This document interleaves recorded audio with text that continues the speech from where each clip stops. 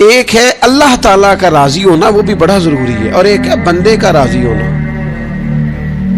وہ بھی بڑا ہی ضروری ہے۔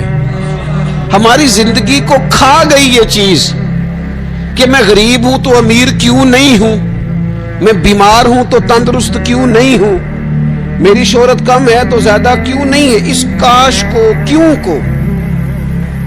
حضرت عبداللہ ابن مسعود رضی اللہ تعالیٰ عنہ فرمایا کرتے تھے، میری زبان پہ انگارہ آ جائے اور جل جائے، وہ اس سے بہتر ہے کہ میں یہ کہوں کہ یہ کام ایسے کیوں ہوا ہے یا ایسے کیوں نہیں ہوا۔ میرے رب نے جو کیا ہے، جس وقت کیا ہے، جس کرم سے کیا ہے، اس نے بہتر ہی کیا ہے۔ اللہ تعالیٰ کی رضا پہ راضی رہنا، اس کے فیصلوں کو تسلیم کرنا، مقام تسلیم و رضا پہ رہنا۔ قرآن مجید میں نا اہل ایمان کی جو علامت بیان کی ہے، اور جگہ جگہ صحابہ کرام علیہم رضوان کے لیے جو لفظ آیا ہے وہ بڑا قابل غور ہے۔ وہ لفظ یہ ہے کہ رضی اللہ عنہم ورضوا عنہ، فرمایا وہ لوگ ہیں کہ اللہ ان سے راضی ہے اور وہ اللہ سے راضی ہے، وہ بھی اپنے رب سے بڑے راضی ہیں۔ مقام تسلیم و رضا ہے، رضی اللہ عنہم ورضوا عنہ، اللہ ان سے راضی ہے اور وہ۔ یہ سورۃ المائدہ ہے، تو رب کیا فرماتا ہے؟ ذالک الفوز العظیم، یہ بہت بڑی کامیابی ہے کہ بندہ اللہ سے راضی ہو اور اللہ اپنے بندے سے راضی ہو، تو ذالک الفوز العظیم، یہ بڑی کامیابی۔ یہ دیکھیے یہ آیت کریمہ ہے قرآن مجید کی، سورہ بقرہ کی آیت نمبر 216 ہے۔ یہ نا بہت بڑا فلسفہ ہے رب کی رضا پہ راضی رہنے کا۔ یہ آیت کریمہ میں سمجھتا ہوں اگر کسی بندے کو پوری طرح یہ سمجھ آ جائے نا تو پھر عقیدہ توحید بھی پکا ہو جائے گا، اس کا نظریہ اپنے رب کی رضا پہ مستحکم ہو جائے گا۔ اللہ تعالیٰ نے کیا ارشاد فرمایا، ذرا انداز دیکھیے رب کریم کا اپنے بندوں پر کرم کرنے کا اور سمجھانے کا۔ فرمایا کتبہ علیکم القتال وہو کرہ لکم، تم پر نہ جہاد فرض کیا گیا ہے اگرچہ وہ تمہیں ناگواری ہو، چاہے تمہیں اچھا نہ لگے۔ کتبہ علیکم القتال وہو کرہ لکم، فرمایا تم پر جہاد ضروری قرار دیا گیا ہے، لڑنا اللہ کی راہ میں تم پر ضروری ہے، فرض ہے، اگرچہ وہ تمہیں ناگوار ہو۔ اور پھر آگے پتہ کیا فرمایا؟ حد کر دی۔ بڑی بڑی دنیا میں لوگ معرفت ڈھونڈ کے لائیں گے پر دم توڑ جائے گی۔ کیا سمجھایا ہے اور کیا معرفت دی ہے اپنے بندے کو؟ اللہ کریم نے ارشاد فرمایا وَعَسَىٰ أَن تَكْرَهُ شَيْئًا، فرمایا قریب ہے کہ کوئی بات تمہیں بری لگے، وَهُوَ خَيْرٌ لَكُمْ، اور وہی تمہارے لیے بہتر ہو۔ اور جب آپ وقت دیتے ہیں تو بہت سارے معاملات ٹھیک ہو جاتے ہیں۔ حضرت عمار بن یاسر بڑا شروع میں کلمہ پڑھا، ان لوگوں نے بڑی تکلیفیں اٹھائیں جنہوں نے آغاز اسلام میں کلمہ پڑھا، حالات اور طرح کے۔ حضرت عمار بن یاسر رضی اللہ تعالیٰ عنہ فرماتے ہیں کہ بڑی تکلیف دیتے۔ حضرت عمار بن یاسر رضی اللہ تعالیٰ عنہ کی جو والدہ ہیں وہ اسلام کی پہلی شہیدہ ہیں، حضرت سمیہ ان کا نام تھا، اسلام کی پہلی شہیدہ۔ ان کے زیر ناف ابو جہل نے نیزہ مار کے انہیں شہید کر دیا۔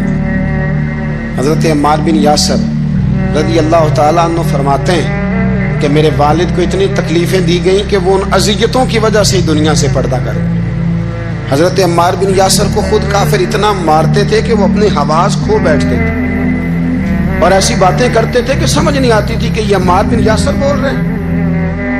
اتنی سخت اذیت دیتے، اتنی سخت۔ دکھ قبول محمد بخشا، راضی رہن پیارے، دکھ قبول محمد بخشا، بس راضی رہن۔ اتنی تکلیف دیتے کہ حضرت عمار بن یاسر حواس کھو بیٹھتے، تکلیف میں آتے، بڑا سہا، بڑا برداشت کیا۔ ایک دن میرے رسول پاک تشریف لائے اور حضور نے کہا او آل یاسر میں تمہیں مبارک دینے آیا ہوں، رب کریم نے تمہارے لیے جنت میں مکان بنا دیے۔ حضور نے تمہارے لیے، اللہ نے تمہارے لیے جنت میں مکانات، تمہیں مبارک، تمہاری اذیتیں، تمہاری تکلیفیں، تمہارے درد، تمہاری راتیں کام آ گئیں۔ مالک نے تمہارے لیے مکانات بنا دیے ہیں، حالات ٹھیک کر دیے ہیں، طبیعتوں میں بہتری آ گئی ہے۔ میرے محبوب کریم رؤوف الرحیم سید عالم نور مجسم شفیع معظم آقا دو عالم صلی اللہ تعالی علیہ وسلم نے انہیں خوشخبری سنا دی۔ حضرت عمار کہتے ہیں پھر حالات بدلے، پھر میں نے جو مجھے اذیتیں دینے والے تھے میں نے انہیں گڑھوں میں گرتے دیکھا. آپ فرماتے ہیں ابو جہل کی لاش اٹھانے والا بھی بدر میں کوئی موجود نہ تھا, اور ابو لہب جو مجھے تکلیفیں دیتا تھا وہ مکے کے چوک میں مرا ہوا پڑا تھا, پر کوئی اس کے قریب جانے والا بھی موجود نہ تھا, کوئی نہیں تھا. آپ فرماتے ہیں وہ حالات. حضرت عمار کا اپنا کیا حال ہوا؟ حضرت خالد بن ولید رضی اللہ تعالیٰ عنہ بڑے بہادر ہیں. حضور نے فرمایا یہ اللہ کی تلوار ہے, یہ اللہ کی. بڑے بہادر تھے, بڑے شیر دل تھے. فرماتے ہیں کبھی معذرت نہیں کرنی پڑی, کبھی جھکنا نہیں پڑا, کبھی کسی کی منت نہیں کی. اللہ نے طاقت اتنی عطا فرمائی تھی, ہمت, حوصلہ, صبر, استقامت اتنا دیا, کبھی کسی جگہ پشت نہیں لگی. لیکن فرماتے ہیں کسی وجہ سے نا ایک دن میرا عمار بن یاسر کے ساتھ کسی بات پہ اختلاف رائے ہو گیا. جناب عمار بن یاسر رضی اللہ تعالی عنہ, حضرت عمار بن یاسر کہتے ہیں کہ حضرت خالد بن ولید کے ساتھ, جناب خالد بن ولید کہتے ہیں میری ان کے ساتھ نا کسی بات میں اختلاف رائے ہو گیا. تو میں اب دلیر آدمی تھا, شیر آدمی تھا, کبھی جھکا نہیں تھا, کبھی کوئی معاملہ نہیں ہوا تھا, کبھی کوئی ایسی بات نہیں ہوئی تھی. آپ فرماتے ہیں جب رائے کا اختلاف ہو گیا نا, بات ذرا آگے بڑھ گئی تو نبی کریم صلی اللہ علیہ وسلم تک بات پہنچی. تو میرا یہ خیال تھا کہ حضور میری بھی سنیں گے, عمار بن یاسر کی بھی سنیں گے, پھر حضور کوئی فیصلہ کریں گے, پر قربان جاؤں وقت بدل گیا ہے نا. اب بہت بڑے چودھری ہیں, بڑے سردار ہیں, بڑے سپہ سالار ہیں حضرت خالد بن ولید, پر وقت بدل گیا. تو حضرت خالد بن ولید کہتے ہیں جب میں نے نبی کریم کی بارگاہ میں بات عرض کی, حضور تک بات پہنچی, تو میرے مصطفیٰ نے موٹی سی بات ارشاد فرمائی. رسول کریم فرمانے لگے بھئی بات مختصر سی ہے, جس نے عمار کو راضی کر لیا اس نے مجھے راضی کر لیا, اور جس نے اسے ناراض کیا اس نے مجھے ناراض کیا. فرماتے ہیں بس میری قیمت پڑ گئی, میرا قد اونچا ہو گیا. حضرت خالد بن ولید کہتے ہیں میں نے بھی کہا اب بات کیا کرنی ہے, اب تو گزارش ہی کرنی ہے, اب مدعا کیا سنانا ہے, اب تو بات کرنی ہے. فرماتے میں آگے بڑھا, اور جیسے بھی ہوا میں نے حضرت عمار بن یاسر کو راضی کیا. حضرت عمار کہتے ہیں ایک وقت وہ تھا اور ایک وقت یہ ہے, جب دونوں وقتوں کو دیکھتا ہوں تو کہتا ہوں الحمدللہ رب العالمین. یہ ساری تعریفیں اس رب کے لیے ہیں جو تمام جہانوں کو پالنے والا. وقت دیں معاملات کو, ٹائم دیں. آپ دیکھیں اللہ تبارک و تعالیٰ بڑا کریم ہے, وقت کے ساتھ جب چیزیں تبدیل ہوتی ہیں اپنے ٹائم کے. حضرت بلال حبشی رضی اللہ تعالی, بڑا مشکل نہیں, اکیلا آدمی, غریب آدمی, مکے کے سارے سرداروں کے قابو آ گیا. حضرت احسان میں نے خود اپنی آنکھوں سے دیکھا, حضرت بلال کے گلے میں رسی ڈال کے بچے کھینچا کرتے تھے. یار خاصا مشکل کام نہیں. امیہ بن خلف ڈنڈوں سے مارتا ہے, آپ کے ہاتھ اور پیر چارپائی کے نیچے رکھ کے تو اوپر بیٹھے رہتے بڑی بڑی دیر. بڑی تکلیف نہیں, بڑی اذیت نہیں. لیکن حضرت بلال حبشی فرماتے ہیں پھر میں نے وہ سارے دکھ مٹتے دیکھے.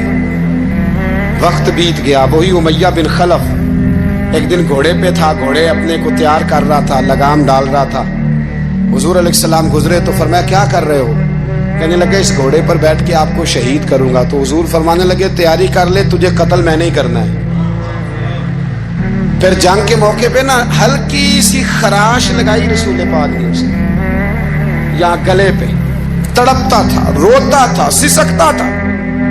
لوگ کہتے تھے امیہ کیا ہو گیا, اتنا سیانا بندہ یہ کیا کرتا ہے؟ تو کہنے لگا تمہیں پتہ نہیں مجھے تکلیف کتنی ہے. ضرب تو چھوٹی ہے پر تمہیں پتہ نہیں لگائی کس نے ہے تو چھوٹی, پر تمہیں خبر نہیں کہ لگائی کس نے ہے, کس نے یہ ضرب لگا دی ہے.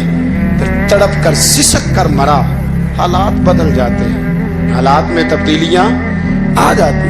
ہم وقت نہیں دینا چاہتے. ہمارے اندر جو حوصلے کی کمزوری ہوتی ہے, ہمارے اندر جو وہ ایک بہت بڑا معاملہ ہوتا ہے کہ کسی بھی طریقے سے یہ معاملہ ختم ہو, کسی بھی طریقے سے شفا ہو, جلد از جلد ہم اس بات سے نکلیں, تو یہ بات ہماری درست نہیں ہے. ہمیں وقت دینا چاہیے. تو یاد رکھ میرے بھائی, جب آپ ثابت قدم, حضرت خباب رضی اللہ تعالی عنہ, بخاری میں ذکر ہے, کتب حدیث میں, کتب سیرت میں ذکر. حضرت خباب رضی اللہ تعالی عنہ نے اس وقت کلمہ پڑھا جب ابھی 5 لوگ کلمہ پڑھتے. کل بندے السابقون الاولون, آپ فرماتے ہیں جس عورت کا میں غلام تھا نا، ام انمار اس کا نام تھا، وہ مجھے بڑی سخت سزائیں دیتی تھی۔ آپ لوہار کا کام کرتے تھے، سلاخیں، آپ کو پتہ ہے لوہار سلاخ رکھتا ہے پہلے آگ میں بھٹی میں، پھر وہ جب پوری طرح تپتی ہے پھر کچھ بنتا ہے، لوہار کا کام کرتے تھے۔ آپ فرماتے ہیں ام انمار میرے ساتھ یہ کرتی کہ مجھے سخت اذیت دیتی، کلمہ چھوڑنے پر مجبور کرتی۔ ایک دفعہ تو ایسے ہوا کہ اس نے کافروں کی ڈیوٹی لگائی، میں گلی سے گزر رہا تھا، مجھے نہیں پتا تھا ان کی پہلے سے تیاری ہے، انہوں نے کوئلے جلا کے رکھے ہوئے تھے، مجھے پکڑا، میرا کرتا زبردستی اتارا، کوئلوں پہ لٹا دیا اور میرے وجود پر وزنی پتھر رکھ دیے۔ فرماتے ہیں میری چربی پگھلی تو کوئلے بجھے۔ یہ شہادت گاہ الفت میں قدم رکھنا، لوگ آسان سمجھتے ہیں مسلمان ہونا، زخم پہ زخم کھا کے جی، خون جگر کے گھونٹ پی، آہ نہ کر لبوں کو سی، یہ عشق ہے کوئی دل لگی نہیں، اس میں بڑی برداشت کرنی پڑتی ہے۔ آپ فرماتے ہیں کہ حضور علیہ السلام نہ خانہ کعبہ کی دیوار کے ساتھ ٹیک لگائے بیٹھے تھے، میں ایک دن حاضر، مجھے بڑی تکلیف دیتے تھے، کہتے ہیں جب میں کام کر رہا ہوتا تھا تو میری مالکن آتی تو وہ نکال کے نا سلاخ تو میرے سر پہ رکھ دیتی، میرا سارا وجود زخمی تھا۔ حضور خانہ کعبہ کی دیوار سے ٹیک لگائے بیٹھے تھے، میں حاضر ہوا تو محبوب کریم بھی اٹھے، تو حضور علیہ السلام سے میں نے عرض کی حضور دیکھیں مجھے کتنی تکلیف دی جاتی، تو ابھی فرمانے لگے بس اتنی، فرمایا تم سے پہلے لوگوں کے سروں پر آرے رکھ کے دو حصوں میں چیر دیا جاتا تھا، لوہے کی کنگھیوں سے ان کے وجود ادھیڑ دیے جاتے تھے، پر وہ سی نہیں کرتے تھے، اف نہیں کرتے تھے، میں خبردار بس اتنی۔ اور پھر میرے حضور نے ہاتھ اٹھائے، کہا اے اللہ خباب کی مدد فرما، اے اللہ خباب کی، اتنے لفظ ادا کی۔ حضرت خباب کہتے ہیں پھر میں نے وقت کو وقت دیا، پھر میں نے حالات کو وقت دیا، پھر میں نے اپنے محبوب کی دعا کو قبول ہوتے دیکھا۔ فرماتے ہیں وہ میری مالکن جو مجھے تکلیف دیتی تھی، اذیت دیتی تھی، پھر اس کا حال یہ تھا کہ اس کے سر میں درد اٹھا، اور جس طرح کتا چیختا ہے جب اسے مارا جاتا ہے تو وہ چلاتا ہے، اس طرح وہ آوازیں نکالتی۔ پھر وہ بہت بڑے طبیب کے پاس گئی تو اسے کسی نے کہا کہ لوہے کی سلاخوں سے اپنے سر کو دگوایا کر، داغ دیا کر، اسے چلایا کر جگہ جگہ سے تاکہ تیرے اندر کا درد ختم ہو۔ تو آپ فرماتے ہیں پھر لوگوں میں نے صبر اور استقامت کا رزلٹ دیکھا کہ وہ جو مجھے بطور سزا میرے سر پہ سلاخیں رکھتی تھی، پھر وہ بطور دوائی منگانے لگی، میں سلاخ گرم کر کے لاتا اس کے سر پہ رکھتا، فرماتے ہیں پھر اسے سکون ہوتا، پھر وہ تڑپتی، اور چونکہ مجھے تو وقت یاد تھا نا، کہتے ہیں لیکن میں مصطفیٰ کریم کا کلمہ پڑھتا تھا، میں نے کبھی دوبارہ پلٹ کر اسے یہ بات یاد نہ کرائی۔ آپ وقت دیں، ماحول کو ٹائم دیں، آپ دیکھیں، ہاں یہ ضرور دیکھ لیں کہ آپ کے ضمیر کے اندر کوئی ایسی بات تو نہیں، کوئی ایسا معاملہ تو نہیں کہ جہاں آپ غلط ہیں، اور اگر ایسا نہیں پھر آپ وقت دیں آنے والے اسباب کو۔ ہم نہ بڑی جلدی ہے، ہمیں دعا کرائی ہے تو آج شام تک مسئلہ ٹھیک ہونا چاہیے، دعائی کھائی ہے تو طبیعت شام تک ٹھیک ہونی چاہیے۔ اگر ہم راہ حق کے مسافر ہیں تو شام کو ہمیں قرب الہی مل چکا ہو، حضور کی بارگاہ کے ہم حضوری ہو چکے ہیں، ایسا نہیں ہے۔ آپ وقت دیں، سفر کو جاری رکھیں، تسلسل کے ساتھ سفر کریں، سفر کے لیے جتنے اسباب کی ضرورت ہے وہ سارے اکٹھے کریں، محنت پوری کریں، جد و جہد پوری کریں، ہمت پوری کریں، لیکن پھر نتیجہ اپنے رب کریم پہ چھوڑ دیں، پھر رزلٹ اپنے اللہ۔ کئی دفعہ ہماری چاہت اور ہوتی ہے، اللہ کی حکمت اور ہو، تو اللہ کی حکمتوں پر بہت ساری چیزوں کو چھوڑیں۔ دعا کرتا ہوں اللہ کے حضور اللہ ہمیں سمجھنے کی توفیق عطا فرمائے۔ آخر دعوانا